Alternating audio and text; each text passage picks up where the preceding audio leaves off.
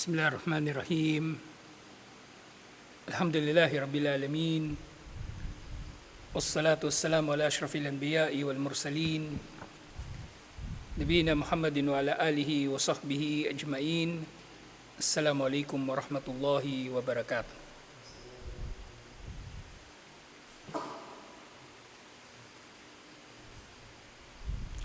So inshallah, al-qiyamatus sugra, at tinatalakay pa rin natin yung mga tanda ng araw ng paghukom at ang kahalagahan ng pag-aaral nito. At sa pagpapatuloy,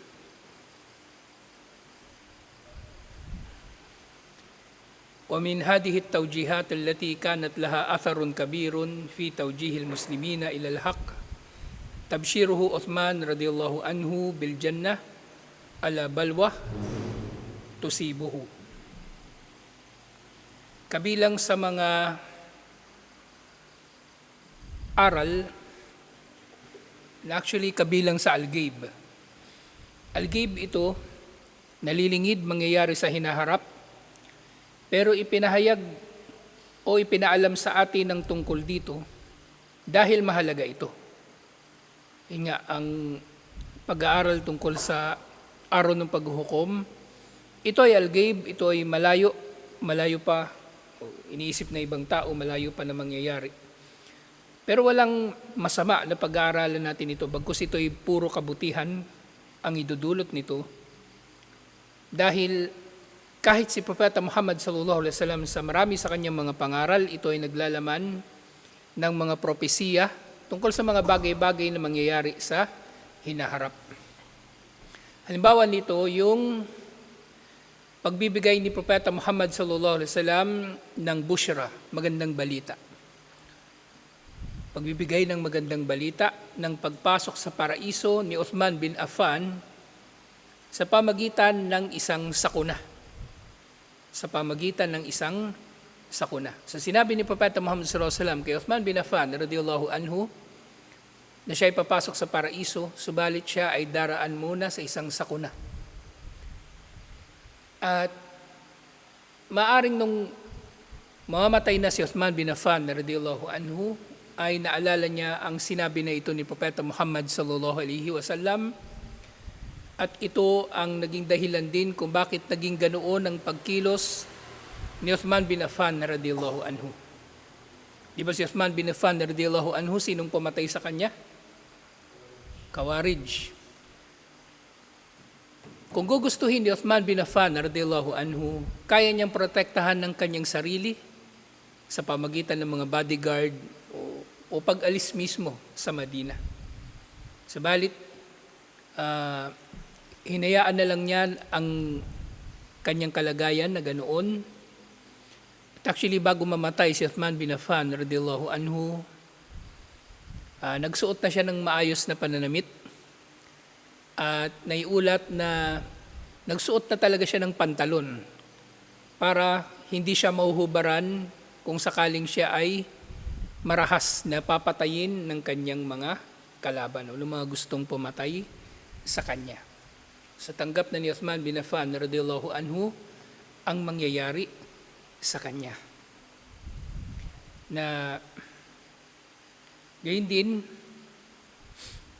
sa isa pang propesiya na may kinalaman sa Al-Ghaib, mangyayari sa hinaharap na may kinalaman sa isa pang sahaba. Wa ikhbaruhu bi anna Ammaran taqtuluhu al-fi'atul bagiyah. Ang pagpapabatid ni Propeta Muhammad sallallahu alaihi wasallam kay Ammar bin Yasir na mapapatay siya ng grupo na lumalabag. Si Ammar bin Yasir, namatay siya dun sa labanan sa Siffin sa pagitan ni Ali at ni Muawiyah. At si Ammar bin Yasir, naroon siya sa grupo o mga sundalo ni Ali. At napatay siya dun sa digmaan na yon. Kaya nga, ang mga scholar ay kumbinsido talaga na sa labanan sa pagitan ni Ali at Muawiyah, maraming mga batayan na si Ali ang nasa tama sa maraming pagkakataon at nagkamali si Muawiyah. Una dito, syempre, sa tafdil, pagiging mas mainam ni Ali radhiyallahu anhu kaysa kay Muawiyah. At itong hadith na ito, na sinabi ni Propeta Muhammad sallallahu alaihi wasallam na si Ammar ay mapapatay ng grupo na lumalabag o sumusuway. At gayon din, sa parehong kadahilanan, at ito ay may kinalaman din doon sa mga fitna na darating sa mga susunod na panahon, si Propeta Muhammad sallallahu alaihi wasallam ay nag-utos naman kay Ammar bin Yasir. Sinabi niya, hindi si Ammar, si Abu Dharr. Wa amarahu Abu Dharr bi an ya'tazila al-fitnata wa an la yuqatil walau kutil. Sinabi ni Propeta Muhammad sallallahu alaihi wasallam kay Abu Dharr, utos niya, nalayuan ni Abu Dharr ang anumang kaguluhan at ang huwag siyang makikipaglaban kahit pa siya ay mapatay. Gayun din sa iba pang mga hadith na si Propeta Muhammad sallallahu alaihi wasallam ay nagpabatid tungkol sa al-ghaib. Wa yumkin an yustafadu hadal ma'na min hadith Hudayfa haythu kana yas'alu ar-rasul sallallahu alaihi wasallam an syarri makafatan an yudrikahu. Na maunawaan din natin mula sa hadith mula kay Hudayfa bin al-Yaman, ni si Hudayfa bin al-Yaman, siya yung sinabihan ni Propeta Muhammad sallallahu alaihi wasallam kung sino-sino yung mga munafik sa Madina, lalong-lalo na yung mga nagtangka sa kanyang buhay. Okay? Itong bagay na ito, hindi lang si Hudayfa ang nakakakilala sa mga munafik. Okay? Hindi lang siya. At maaring hindi rin kilala ni Hudayfa lahat ng munafik. Kasi marami sila. Hindi lang sila iisang grupo lang o isang samahan lang ng mga rebelde doon sa Madina. Tinatanong niya si Propeta Muhammad sallallahu alaihi wasallam tungkol sa masasamang bagay, masasamang mangyayari, na tinatanong niya tungkol dito kasi natatakot siya na baka abutan siya nito o mangyari sa kanya o kumbaga mapinsala siya ng mga ito. At lahat ng ito ay tinatanong ni Ammar bin Yasir bainama ashabuhu kanu yas'aluna ar-rasul sallallahu alaihi wasallam anil khair. Kung ang mga sahaba, tinatanong nila si Propeta Muhammad sallallahu alaihi wasallam tungkol sa mabubuting bagay, tungkol sa paano gawin ang gawaing pagsamba, ano ang dapat gawin, ano ang paraiso, siya ang tinatanong niya ano ang mga mangyayari na mga kaguluhan o mga pagsubok na darating sa mga Muslim. So, yun ay al-ghaib din, pero hinangad ni Hudayfa na malaman ito. So tayo, hinahangad natin na malaman ang mga mangyayari sa hinaharap bago ang araw ng paghuhukom bilang isang mabuting bagay. Okay? So hindi tayo nag-aaksaya lang ng oras sa pag-aaral tungkol sa kabilang buhay. Wa min hada nahar Rasul sallallahu alaihi wasallam al-muslimina an akhdi shay'in min jabal al-dhahab alladhi yanhashir anhu al-farat fi akhir az-zaman. Kabilang sa mga propesiya tungkol sa al-ghaib na mangyayari sa hinaharap. Actually, kabilang ito sa mga tanda ng araw ng paghuhukom. Pinagbawalan ni Propeta Muhammad sallallahu alaihi wasallam ang mga Muslim na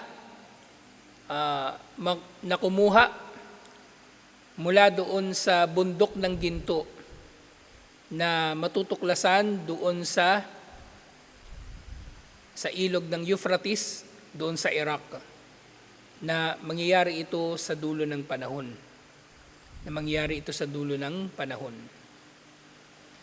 Gayun din si Propeta Muhammad sallallahu alaihi wasallam, wa ikhbaruhu an hakikatid dajjal. Ipinabatid sa atin ni Propeta Muhammad sallallahu alaihi wasallam ang katotohanan tungkol sa Dajjal, tungkol sa bulaang Kristo. Okay, al-ghaib din yun, mangyayari yun sa hinaharap, pero sinabi niya sa atin kasi mahalaga.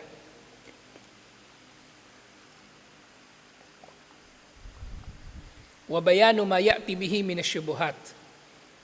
At kabilang sa mga binanggit ni Propeta Muhammad sallallahu alaihi wasallam ay yung mga syubuhat o mga pagdududa na dudulutin ng bulaang Kristo sa mga tao, sa pangkalahatan at sa mga mananampalataya, lalong-lalo na. Yung bulaang Kristo, magpapakilala siyang Diyos, mag-aangkin siya ng kapangyarihan na mabubuhay niya ang patay o kaya susunod sa kanya ang mga yaman na nasa lupa at iba't iba pang mga kapangyarihan. So bukod nga sa mga ito, wagayra dalika minal kainati allati yubsiru Rasulullah sallallahu alaihi wasallam ummatahu bitasarrufi al-amthil bitasarrufi al-amthal hiyaluha. At iba pang mga bagay na ipinabatid ni Propeta Muhammad sallallahu alaihi wasallam sa kanyang ummah sa paraan, kumbaga, kung paano haharapin ito ng kanyang ummah.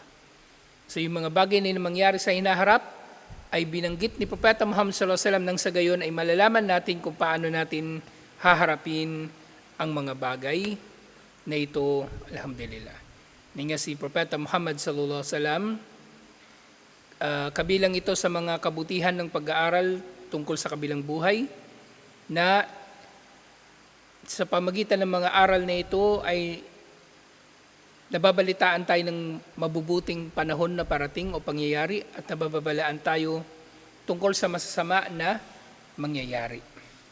So ito yung panghuli doon sa number 4. At ngayon panlima, inshallah, so meron ng 5 na tinukoy na mga aral tungkol sa kainaman ng pag-aaral tungkol sa kabilang buhay o araw ng paghuhukom. Balikan nga natin yung 5. So yung una, ito ay bahagi ng pananampalataya kay Allah at sa kanyang sugo. Bukod sa ang paniniwala sa Yawmul Akhir ay isang arkanul iman, ang paniniwala sa mga ulat tungkol sa mga ito ay bahagi ng paniniwala kay Allah. Kasi sinabi sa Quran, at bahagi ng paniniwala kay Propeta Muhammad sallallahu alaihi wasallam kasi nababanggit sa mga hadith. Okay? So bahagi ito hindi lamang ng imanu bil yawmil akhir, bahagi ito, ang paniniwala sa kabilang buhay ay bahagi ng imanu billah at imanu birusuli. Marinig natin masabi, imanu bikutubihi, dahil syempre nababanggit nga sa Quran ng mga ito. Pangalawa, ang mga tanda ng araw ng paghuhukom ay ating pinag-aaralan dahil ang mga tanda na nangyayari na o lumipas na nangyari ay nagpapatibay sa ating pananampalataya. Na nakita natin ang mga tanda na nangyari na. Halimbawa, binanggit ni Propeta Muhammad sallallahu alaihi wasallam na yung mga Arabo sa dulo ng panahon, kabilang sa Ashratus Sa'a, tinanong sa kanya ni Jibril alaihi salam na sila'y magpapaligsahan sa pagtatayo ng matataas na building. Yatatawaluna fil bunyan, at nagkakatotoo na ito. Nangyayari ito sa panahon natin ngayon na ang pinakamatataas na mga building, lahat ay itinatayo ng mga Arabo. So, yun ay nagpapatatag sa ating pananampalataya, alhamdulillah. Pangatlo, syempre ang pagkakaalam natin sa mga tanda ng araw ng paghuhukom ay nagpapatibay sa ating paniniwala na parating nga talaga ang araw ng paghuhukom. Kasi isa-isa lang na natutupad o unti-unti lang natutupad ang mga palatandaan nito. At pangapat nga yung kakatapos lang natin na mabanggit, ipinadala ni Allah si Propeta Muhammad sallallahu alaihi wasallam upang malaman natin ang ilang mga kabutihan at mababalaan tayo laban sa ilang mga kasamaan na may kinalaman sa mga asyrat o mga palatandaan na ito. Ngayon panghuli inshallah. Tingnan natin kung matapos natin ito ngayon. 5, قد تمر المسلمين وقائع في مقبل الأيام تحتاج إلى بيان الحكم الشرعي فيها. Sa pamagitan ng kaalaman natin sa mga asyratus sa'a, sa mga tanda ng araw ng paghuhukom, malalaman natin kung ano yung ating gagawin. Pero ang tinutukoy na dito sa number 5 specifically, kung anong gagawin natin ayon sa ating relihiyon.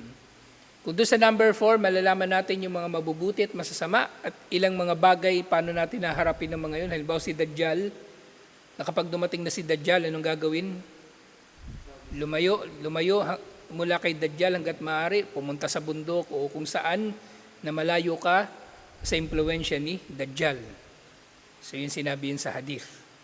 So dito, so magiging kabilang din yun dito, pero specific itong number 5 na sa pamagitan ng mga ulat tungkol sa mga asyratus sa'a, mga tanda ng araw ng paghuhukom, kung anong gagawin natin sa mga pagkakataon na iyon. Sa halimbawa nga dito na sinasabi, "Walau tarakal muslimuna ila ijtihadihim fa innahum yakhtalifun." Kung ang mga Muslim halimbawa ay walang gabay sa kung ano ang kanilang gagawin kapag dumating na ang mga palatandaan na ito. Bawal dumating si Dajjal, tapos hindi natin alam anong gagawin, at mag-iisip na lang tayo ng ating gagawin, sa magkakaroon ng iba't ibang mga pagtatalo-talo kung anong gagawin. Hindi magkakaisa ang mga Muslim. Pero, binanggitan ni Propeta Muhammad sallallahu alaihi wasallam, pag dumating ang Dajjal, pumunta ng Makkah, pumunta ng Madina, o kung hindi man magtungo sa mga liblib na lugar na malayo sa impluensya ng Dajjal. So yun ang sinabi ni Propeta Muhammad sallallahu alaihi wasallam, kaya alam natin yun ang dapat natin na gagawin. Yun ang dapat natin na gagawin. Kaya nga, maaaring ang mga Muslim, pag walang gabay, ay magtatalo-talo, وَقَدْ لَا يَهْتَدُونَ إِلَى الصَّوَابِ, at hindi nga nila magagawa ang tama. بل هم قد يكون بيان الحكم الشرعي في تلك الأحداث واجب لا بد منه. Kaya nga ang kaalaman tungkol sa mga bagay na ito, lalong-lalo na sa mga hukom, sa mga bagay na ito ay obligado na malaman. Obligado na malaman ng mananampalataya.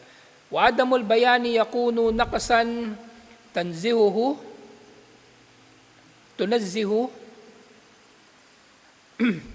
syari'atu anhu.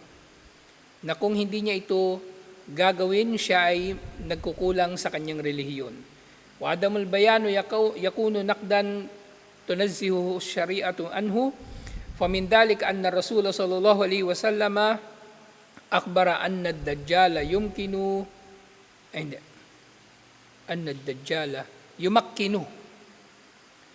yumakkinu fil ardi 40 yawman. Halimbawa nga rito, pinabatid ni Propeta Muhammad sallallahu alaihi wasallam na ang Dajjal ay yumakkin, makkana yumakkinu, ibig sabihin mananatili. Mananatili siya sa lupa sa loob ng 40 araw, 40 days. Yawmun min ayyamihi kasana, ng ilan sa mga araw na ito ay kasing haba ng isang taon. Wa yawmun kasyahrin, at ang ilan sa mga araw na ito ay kasing haba ng isang buwan. Wa yawmun kaasbuin, at ang ilan sa mga araw nito ay kasing haba ng isang linggo. Wa baqiyatu ayyamihi ka ayyamina, at ang natitirang mga araw niya ay katulad ng mga araw natin. Sasabahan nila itong bagay na ito, nung una kong narinig itong hadith nga na ito, nabanggit ko na ito yata dati sa inyo, napaisip ako na itong bagay na ito, yung sinasabi ni Propeta Muhammad sallallahu alaihi wasallam na mananatili ang Dajjal ng 40 days, hindi lang ito isang bagay na tumutukoy sa panahon. Tumutukoy din ito sa lugar ng impluensya ni Dajjal. Ibig sabihin, ang buong mundo ay mararating ng impluwensya ng Dajjal kahit ang North Pole at ang South Pole. Kahit ang Arctic at ang Antarctic, mararating ng impluwensya ni Dajjal. Kahit yung mga polar bear, yung mga penguin, daratnan yun ng mensahe ni Dajjal. Kasi dito, sinabi na ang isang araw ni Dajjal, ang ilan sa mga araw ni Dajjal ay magtatagal ng 1 taon. At sa North Pole at sa South Pole, ang nangyari doon, hindi katulad ng nangyari sa atin sa tropical na lugar na malapit tayo sa equator, na halos pantay ang haba ng araw at gabi. Halos pantay ang oras ng araw at gabi. Okay? At kapag nangyayari na pareho ang oras sa pagitan ng sunrise at sunset, at pagitan ng sunset at sunrise, tinatawag yun na equinox. Yung pantay yung oras nila, parehong 12 hours sakto. Ngayon,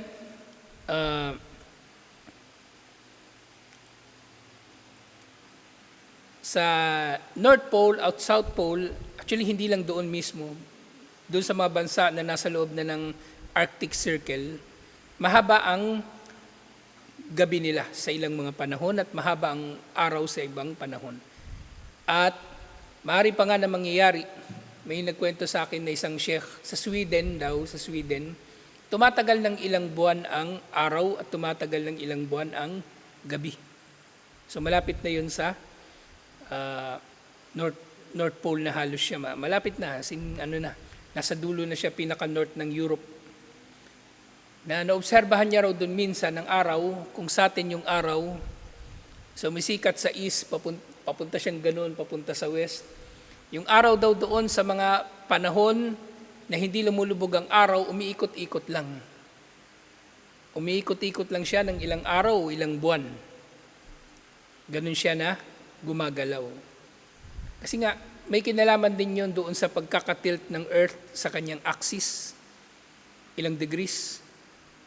Nakatilt yung Earth sa kanyang axis.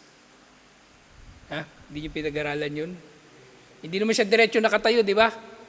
Nakatilt ganon, ilang degrees? 23 degrees, 23.4 degrees. So nakaganon siya. So kapag umiikot siya doon sa araw, may kinalaman dito sa climate actually. Kapag nandun siya sa kabila, nakatapat yung North Pole. Halimbawa, ito yung araw, ito yung Earth, ito yung North Pole, ganyan. So kapag nandun siya, edi madilim doon, gabi doon habang nandun siya. Ngayon pag nandito na naman siya sa kabila, nandito yung North Pole, saka lang magkakaroon ng araw doon. Kaya nagiging ganun. So, itong hadith na ito, nung una ko narinig to, pinaniwalaan ko talaga na mangyayari ito na merong araw na sintagal ng isang buong taon. Kasi 6 months ang araw, 6 months ang gabi. At syempre meron din naman mga lugar na 30 days ang gabi. At meron din namang lugar na mahaba ang gabi kaysa sa araw. Normal na meron 24 hours, merong araw, merong gabi, pero napakahaba ng gabi. Meron akong brother, Muslim yun, nasa Canada siya. Ang oras daw sa pagitan ng Fajr at ng Maghrib, ibig sabihin yung fasting nila sa Ramadan, inaabot minsan ng 19 hours. 19 hours sila na nagpa-fasting. So mahaba yung kanilang araw. So yung mga sahaba, nabanggit ko na rin ito tungkol sa kanila noon na ang unang tinanong nila ay paano sila magsasala sa mga araw na singtagal ng isang buong taon. Diba? Kasi pinagmamalasakitan nila yung kanilang sala. Pinahalagahan nila ang kanilang sala. Kaya nga ang sahaba sinabi, وَقَدْ سَأَلَ الصَّحَابَةُ الرَّسُولَ صَلَّى اللَّهُ عَلَيْهِ وَسَلَّمَ أَنْ تِلْكَ الْأَيَّامِ الطَّوِيلَةِ أَتَكْفِي فِي الْوَاحِدِ مِنْهَا صَلَاةُ يَوْمٍ. So nagtanong ang mga sahaba, sa araw na yon na napakahaba, Sapat na ba ang isang sala para sa lahat ng mahabang oras na yun? Sapat na bang sala para sa isang araw, para sa napakahabang araw na yun? So sinabi ni Propeta Muhammad sallallahu alaihi wasallam, qala Rasulullah sallallahu alaihi wasallam, la iqdiru lahu qadara. Hindi. Ikdiru, tansyahin ninyo ng may pagtatansya. Ibig sabihin, tansyahin ninyo ang oras sa paglipas nito. Na kung alam natin ngayon, sa panahon natin ngayon, 24 hours ang isang maghapon at isang magdamag, edi yung 6 months na yun na gabi, i-divide natin sa tigta 24 hours, tapos magsala tayo sa tamang oras na mapagkakasunduan natin bilang jamaa, na sasangguni tayo syempre kung kaya natin, sasangguni tayo sa oras ng pinakamalapit na bansa na merong normal na mga oras ng sala. So, halimbawa, nandun na tayo sa may Arctic. Sa pinakamalapit na bansa, yun nga, Sweden o Alaska o iba pa. O kung nasa Antarctic naman tayo, pwede nating pagbatayan ng ating oras yung yung South Africa, Australia, basta yung mga bansa na malapit doon. So pwede natin pagbatayan ng sala, inshallah. At doon nga, dinugtong dito, walaw wukkilal ibad ila ijtihadihim laktasaru alas salawatil khams and al awqatil ma'rufa fi ghairi hadihil ayyam. So kung halimbawang hindi sinabi ni Propeta Muhammad sallallahu alaihi wasallam tungkol dito, so anong gagawin ng Muslim na malalagay siya sa panahon o sa pagkakataon na ganun? Merong Muslim napunta siya ng Arctic, napunta siya ng Antarctic. So isipin niya, yung 6 na buwan na yun, isang sala lang ang kanyang gagawin. O yung 6 na buwan at 6 na buwan na gabi at 6 na buwan na araw, isang sala lang ang kanyang gagawin. Okay, so hindi yun magiging malinaw sa kanya. Pero yun nga, alhamdulillah, sa pamagitan ng pag-aaral ng Ashratus Sa'ah ay nalaman natin ang tungkol dito, alhamdulillah. At hindi tayo manghuhula lang kung ano ang ating gagawin, alhamdulillah. May pang-anim pa pala. Hindi pala siya 5. So, next week na natin siguro ito matalakay itong pang-anim. Pero panghuli ngayong gabi, inshallah,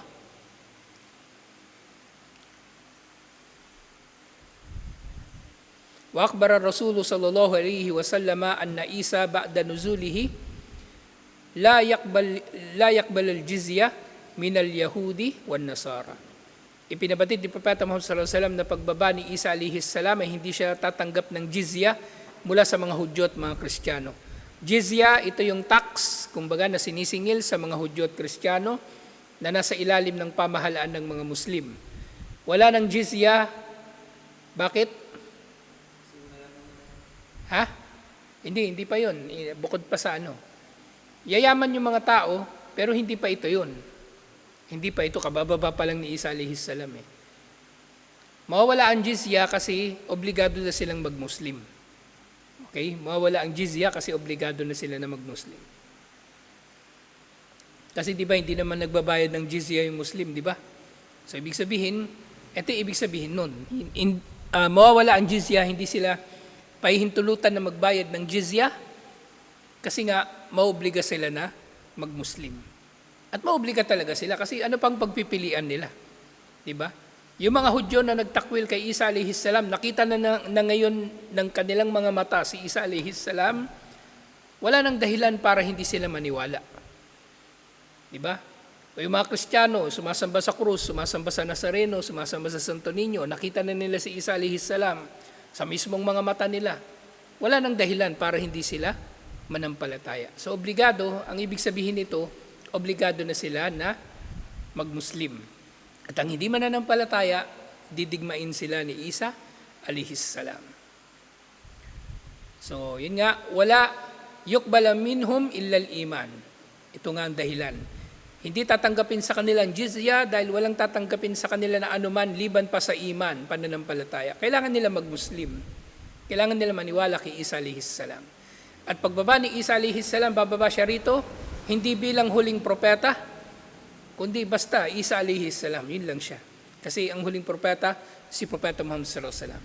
At ang ipatutupad ni Isa alayhis salam, pagbaba niya rito, kapag pamumunuan niya na yung mga tao, ay syariah ni Propeta Muhammad sallallahu alaihi wasallam. So later on na lang mangyayari na magiging mayaman yung mga tao na wala nang tatanggap ng sadaka. Pero itong jizya, ang dahilan dito ay obligahin ng mga Hudyo at Kristiyano na mag-Muslim. Wahadal bayanu minar Rasuli sallallahu alaihi wasallam daruri. Ang pagpapabatid na ito ni Propeta Muhammad sallallahu alaihi wasallam ay mahalaga. Mahalaga na malaman natin at mahalaga na ipinabatid niya sa atin.